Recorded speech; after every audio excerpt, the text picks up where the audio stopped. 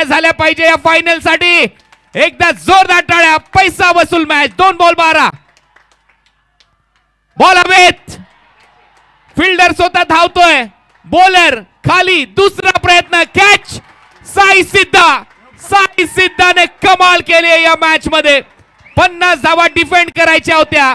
1 ball 12 करायचे आता.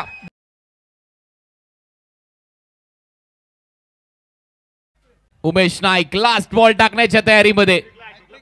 Hat trick ball. शेवटी तरी होईल का हॅट्रिक?